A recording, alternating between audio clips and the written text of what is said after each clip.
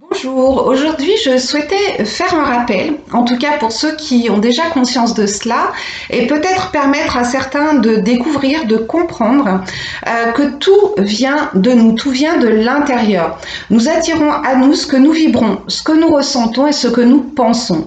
Parfois nous vivons des situations pas très agréables, que ce soit dans nos relations, dans nos domaines de vie, et nous allons avoir tendance à blâmer l'autre ou à blâmer cette situation et se positionner quelque part en victime. Or, tout part de nous. Il est important de comprendre que si vous vous sentez blessé par les paroles d'une personne, eh bien, c'est que ces paroles sont allées toucher quelque chose en vous, une blessure qui n'est pas réglée. Au final, ce n'est pas l'autre qui vous blesse, parce que quand il vous parle, il n'a pas forcément l'intention de vous blesser, mais ce sont bien ses paroles qui vous blessent. Et là, il est important d'aller voir qu'est-ce que ça va toucher en vous. De même que lorsque la vie vous envoie une situation qui n'est pas agréable, qui n'est pas confortable, ou bien si vous essayez d'acter le changement et puis que vous vous trouvez bloqué, là encore, il est inutile de vous agacer, de vous énerver contre la vie, mais plutôt important de revenir à vous et en vous pour voir qu'est-ce qui peut bloquer cette situation.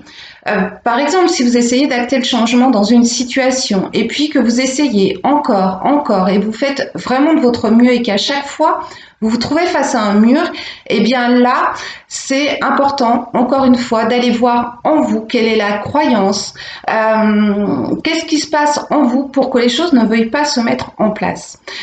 Si je vous donne quelques exemples, admettons que vous souhaitiez changer d'emploi et puis vous vous rendez à un entretien, l'entretien se passe très bien, vous êtes assez content de vous, même très content de vous, de l'entretien, vous êtes très confiant et puis au final vous n'êtes pas retenu.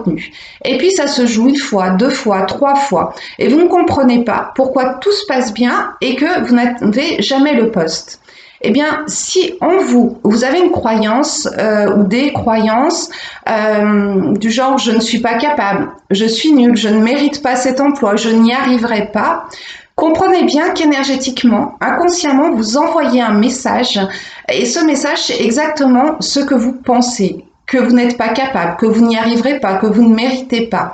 C'est comme si vous alliez à votre entretien avec une pancarte au-dessus de la tête, je suis nul, je ne mérite pas, je ne suis pas capable. Et votre employeur en face, son inconscient, lui va saisir ce message-là. Alors même si l'entretien se passe très bien, le message qu'il va retenir, c'est ce message énergétique que vous vibrez et non pas le verbal. Il est important de comprendre que ce que nous dégageons, ce que nous vibrons, le non-verbal en dit beaucoup plus et a beaucoup plus d'impact que toutes les paroles que l'on peut dire. Donc dans cette situation-là, eh bien, il est important d'aller détecter ces croyances qui vous empêchent d'obtenir un poste. Si nous passons sur un exemple dans les relations, que ce soit amicales ou sentimentales, eh bien, si vous avez la croyance, je sais pas, que l'amour, les histoires d'amour finissent toujours mal, que l'amour c'est blessant, ou bien que vous êtes moche, que vous êtes nul, que vous n'êtes pas intéressant, eh bien là c'est pareil, c'est comme si vous aviez votre écriteau au-dessus de la tête. Alors comprenez bien que la personne en face, si elle reçoit le message que vous êtes nul, que vous êtes moche et en gros que vous ne valez rien, bien forcément elle va pas être attirée par vous, comme vous ne seriez pas par une personne qui dégage cela ou qui vous dit je suis nul, j'en vaux pas la peine. Ou alors vous allez attirer des personnes, mais vous n'allez pas réussir à construire. Évidemment, vous comprenez bien qu'en ayant la croyance que les histoires d'amour, ça finit toujours mal, eh bien, vous attirez des situations qui finissent toujours mal.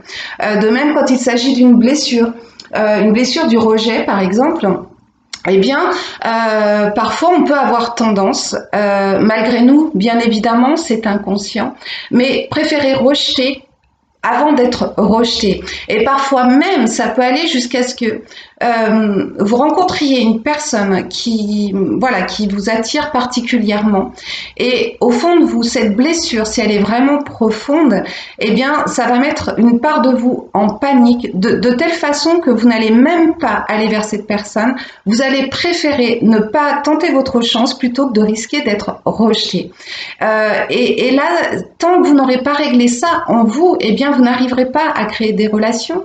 Et cette blessure du rejet, elle est valable dans les sphères amicales également. Ça va être compliqué de créer du lien si vous avez cette blessure-là ou ce genre de croyance. Voilà, c'est ce que je souhaitais vous rappeler aujourd'hui.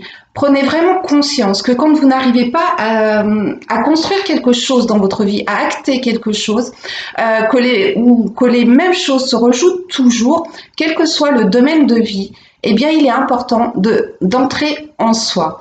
Et l'avantage, c'est que, eh bien, en faisant cela, vous allez arriver à débloquer des situations et avancer dans votre vie. Et puis, ce qui est intéressant aussi, c'est que, en ayant conscience de cela à présent, au lieu de vous victimiser ou au lieu de dépenser de l'énergie encore et encore dans une situation qui n'avance pas, eh bien, vous allez beaucoup plus rapidement vous dire, ok, inutile d'insister, inutile de m'énerver, inutile d'être en colère contre cette personne. Je rentre à l'intérieur de moi et je vais voir ce qui se passe afin de résoudre cela. Et plus vous amenez de la paix, de l'harmonie en vous, plus vous guérissez les blessures, vous libérez des croyances, des peurs, des blocages, et plus la fluidité va se manifester dans votre vie. Voilà, donc eh bien, écoutez, voilà, j'espère que ça vous permettra d'aller mettre en lumière ou d'essayer en tout cas d'aller mettre en lumière en vous ce qui peut éventuellement aujourd'hui vous gêner dans certaines situations si vous vous rendez compte que vous vous sentez immobilisé. Là encore, on peut y arriver par soi-même, on peut y arriver en parlant de sa problématique avec un ami. Parfois, il suffit de s'entendre parler de la situation et en s'entendant soi-même parler à voix haute, eh bien, on a comme un déclic, ça semble une évidence et on met le doigt sur ce qui bloque. Et puis, à des moments, eh bien, c'est plus compliqué parce qu'il y a des choses qui sont ancrées en nous depuis tellement longtemps. Il y a des croyances, il y a des blessures et pour le coup des systèmes de protection qu'on a mis inconsciemment en place pour se protéger et qui nous desservent aujourd'hui, qui remontent à des périodes, ça peut même remonter jusqu'au moment où vous étiez encore dans le ventre de votre mère. Donc vous arrivez dans cette vie en ayant déjà des craintes, des croyances et du coup en ayant déjà cette croyance, eh bien, vous allez revivre encore et encore ces situations qui vont renforcer cette croyance. Et quand c'est vraiment cristallisé au fond de soi, eh bien, c'est pas évident de se libérer de ça tout seul. Donc, encore une fois, n'hésitez pas à demander de l'aide si vous en avez besoin. Eh bien, je vous souhaite une très belle journée. Je vous dis à bientôt. Au revoir.